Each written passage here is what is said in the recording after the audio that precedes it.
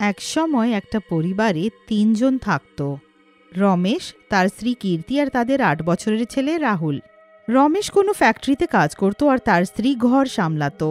তার একটা সমৃদ্ধ পরিবার ছিল। রমেশ আর কীর্তি রাহুলকে অনেক ভালোবাসত।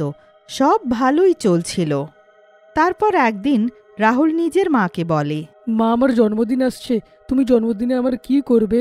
কিছু তো তৈরিই করোনি। না বাবা রাহুল, এমন কিছুই নয়। 1 সপ্তাহ ধরে তোমার বাবাকে জিনিসের লিস্ট দিচ্ছি, কিন্তু উনি রোজই জিনিস আনতে ভুলে যান। এক্ষুনি তোমার বাবাকে ফোন করে সব জিনিস আনতে বলছি, ঠিক আছে? কীর্তি রমেশকে ফোন করতে যায়, তখনই সে বাড়ি চলে আসে। আর সেদিনও সে জিনিস আনতে ভুলে যায়। ওগো, আজকে জিনিস আনতে বলেছিলাম, আনোনি কি? কীর্তি, আজও আমার লেট হয়ে গেল। মার্কেটও তো বন্ধ হয়ে গেছে, তাই কিছু আর আনিনি। আমি 1 সপ্তাহ ধরে বলেছি জিনিসপত্র আনতে হবে। ওর জন্মদিনে শুধু 2 দিন বাকি আছে, আর তুমি জিনিস আনছই না যে। কালকে যদি জিনিস না আনো তো বাড়িতে ফিরে আসবে না, বুঝেছ? পরের দিন রমেশকে কাজ থেকে ফিরতে দেরি হয়ে যায়, আর মার্কেটও বন্ধ হয়ে যায়। ও পাশের রাস্তায় গিয়ে বসে যায়। কি দাদা, খুব চিন্তিত লাগছে, কিছু হয়েছে নাকি? দাদা, আসলে আমার ছেলের জন্মদিন, আর দোকান সব বন্ধ। জিনিস যদি নিয়ে বাড়ি না ঢুকি তো আমাকে বাড়িতে ঢুকতেই দেবে না। তাই যে কি করব আমি। আরে চিন্তা করবেন না, এখানে পাশে একটা মার্কেট আছে, ওখানে চলুন আপনি, ওখানে সব জিনিস পেয়ে যাবেন। তারপর লোকটা রমেশকে সেই মার্কেটে নিয়ে যায়। ও মার্কেট দেখে অবাক হয়ে যায়, কারণ ওটা অনেক বড় আর সুন্দর থাকে। রমেশ এটা দেখে অনেক খুশি হয়ে যায় আর নিজের জিনিসপত্র কিনতে লাগে। ও এক এক করে সব দোকান থেকে জিনিস কিনতে লাগে, কিন্তু ও দেখে যে দোকানদারগুলো একটু আজব। কারোর চেহারায় কোনো হাসিই থাকে না। সবাই চুপ করে বসে জিনিস বিক্রি করতে থাকে। কোনো দোকানদার কোনো কথাই বলছিল না। কিন্তু এখানে লোকেরা আজব, কোনো কথাই বলে না। যাক, আমার কি, জিনিস তো পেয়েই গেলাম না। সব কিনেছেন তো? কিছু ভুলেননি তো?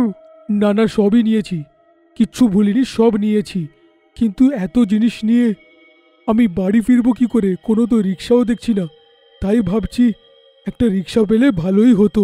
একটু দূরেই আমার অটোটা আছে, চলুন বাড়ি ছেড়ে দিই। এত রাতে অটো পেল কি করে? দেখা হওয়ার সময় তো একলাই ছিল। আমার কি, বাড়ি পৌঁছলেই হলো। বেশি চিন্তা না করে রমেশ সেই লোকটার সাথে চলে যায়। তার অটোতে বসে নিজের ঘরের বাইরে নেমে যায়। তারপর লোকটা ওখান থেকে চলে যায়, আর মানু নিজের জিনিসপত্র নিয়ে বাড়ি ফেরে। কীর্তি অনেক খুশি হয়ে যায়, আর তারা জিনিসপত্র ঘরের ভেতরে নিয়ে যায়। তারপর তারা খাবার খেয়ে ঘুমোতে চলে যায়। কিন্তু রাতে রমেশ সেই বাজারের সম্বন্ধে ভাবতে থাকে, আর সেই চিন্তায় ঘুমিয়ে পড়ে। এইভাবে 2 দিন পেরিয়ে যায়, আর রাহুলের জন্মদিন চলে আসে। রাতে রাহুলের সব বন্ধু ঘরে আসে আর তাকে উইশ করে।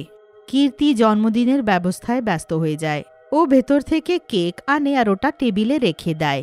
সবাই কেকের আশেপাশে দাঁড়িয়ে যায় আর রাহুল কেক কাটতে যায়। সবাই রাহুলকে অভিনন্দন জানায়। বাচ্চারা সবাই মাস্ক লাগায়, কিন্তু ওটা লাগানোর পর সবাই আজব আচরণ করে। কিছুক্ষণ মানু আর রমেশ এইসব হাসি মনে করে, কিন্তু ওরা দেখে যে একটা বাচ্চা যে কুকুরের মাস্ক পরে আছে ও সবাইকে কাটছে। তো ওরা ভয় পেয়ে যায়। ওগো, সবাইকে মাস্ক ছাড়তে বলো, কিছু একটা ভুল আছে। রমেশ মাস্ক তুলতে লাগে, কিন্তু মাস্ক সবার চেহারার সাথে আটকে গিয়ে থাকে আর নামেই না। এবার তারা চিন্তিত হয়, কেমন মাস্ক আছে এগুলো? আর বাকি যা কিছু তুমি কালকে এনেছো, সবেতে কিছু একটা ভুল আছে, কিছু একটা করো। এক্ষুনি সেই মার্কেটে গিয়ে দোকানদারকে বলো। কিন্তু এখন তো রাত হয়ে গেছে। আরে, কেমন মাস্ক আছে এগুলো? আর বাকি যা কিছু তুমি কালকে এনেছো, সবেতে কিছু একটা ভুল আছে, কিছু একটা করো। এক্ষুনি সেই মার্কেটে গিয়ে দোকানদারকে বলো। এবার দিন আর রাত দেখো না, এক্ষুনি যাও। কীর্তির জেদ করাতে রমেশ তখনই মার্কেটের দিকে বেরিয়ে যায়। ওখানে গিয়ে সে দোকানদারের কাছে অভিযোগ করে, কিন্তু তার কাছে কোনো উত্তর পায় না। আজব লোক তো, এতক্ষণ ধরে বলে যাচ্ছি, কোনো দোকান একটা কথাই বলে না। কি হয়েছেটা কি? রমেশ রেগে পাগলের মতন চিৎকার করতে লাগে, আর তাকে এইভাবে চিৎকার করতে দেখে সব দোকানদার রেগে নিজের রূপ পাল্টে নেয়। সবাই ভূত আর ডাইনিতে পরিণত হয়, আর সবাই মিলে জোরে চিৎকার করে। এবার বল, কি বলছিলিস?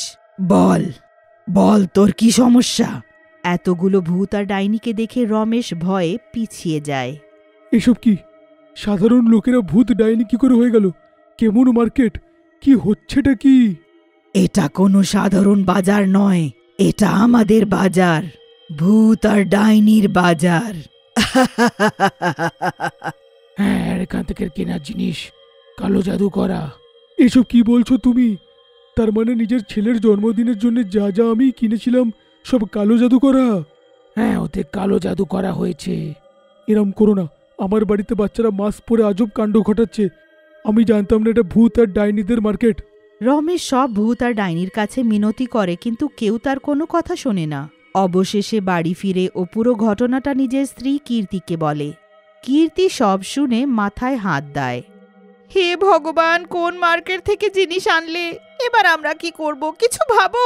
কিছুক্ষণ চিন্তার পর রমেশের সেই লোকটার কথা মনে পড়ে। ওই লোকটা যে মার্কেটের বিষয়ে আমাকে সব বলেছিল, ও শিওর জানবে।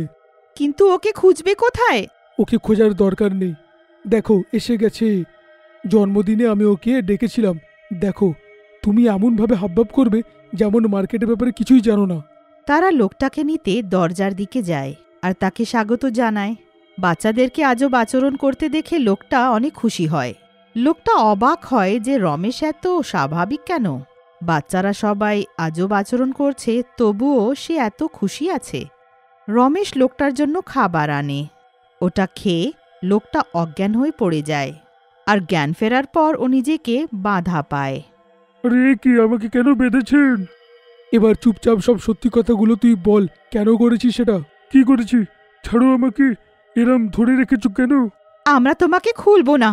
হ্যাঁ, একটা শর্তে খুলবো, যখন তুই সত্য বলবি যে তুই এমন করলি কেন। কেন আমার পতিকে সেই ভূত আর ডাইনির বাজারে পাঠালি? কি আছে ওখানকার সত্য? আর কি করে বাঁচাবো বাচ্চাদেরকে সেই কালো জাদুকরি মাস্কের হাত থেকে?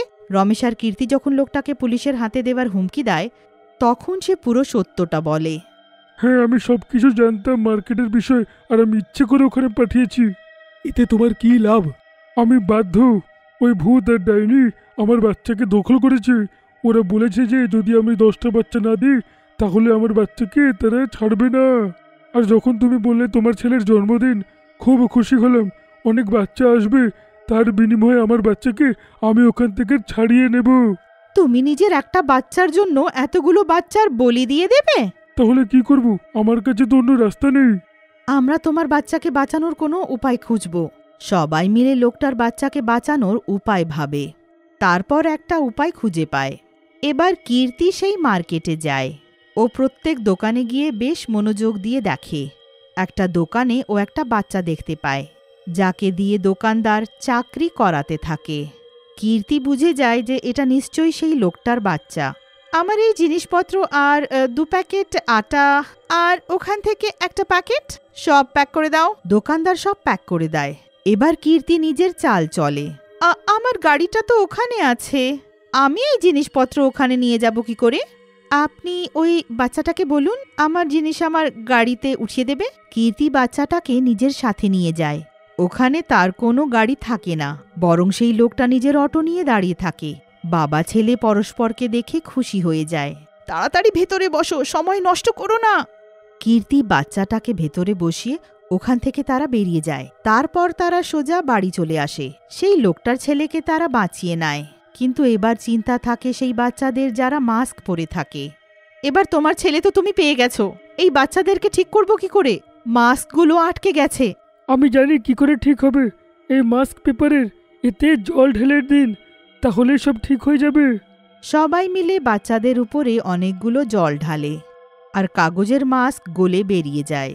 মাস্ক বেরোনোর পর বাচ্চাগুলো আগের মতন সাধারণ হয়ে যায়। তারপর কীর্তি সেই বাজারের সব জিনিসগুলোতে আগুন ধরিয়ে দেয়, আর সবাই মিলে রাহুলের জন্মদিন উদযাপন করে।